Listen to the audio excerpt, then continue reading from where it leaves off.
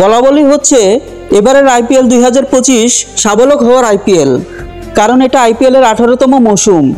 আর সেই সাবালিক হওয়ার বছরে নতুন চ্যাম্পিয়ন পেতে চলেছে ভারতীয় ক্রিকেট বোর্ড আয়োজিত টি-20 টুর্নামেন্ট।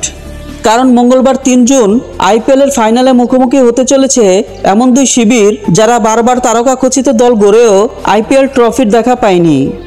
রয়্যাল চ্যালেঞ্জার বেঙ্গালুরু, যারা 9 বছর পর আইপিএলের ফাইনালে পৌঁছেছে, আর তাদের সামনে পাঞ্জাব কিংস, যারা ফাইনালে উঠল 11 বছর পর। 2014 সালে শাহরুখ খানের কলকাতা নাইট রাইডার্সের কাছে হেরে স্বপ্নভঙ্গ হয়েছিল প্রীতি জিন্টার পাঞ্জাব কিংসের।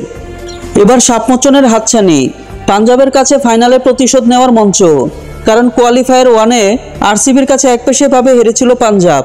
ফাইনালে আরসিবিকে হারানো মানে ট্রফি জয়ের পাশাপাশি কোয়ালিফায়ারে পরাজয়ের হিসাবও মেটানোর সুযোগও। ক্রিকেট প্রেমীরা এখন মঙ্গলবারের অপেক্ষা শুরু করে দিয়েছে।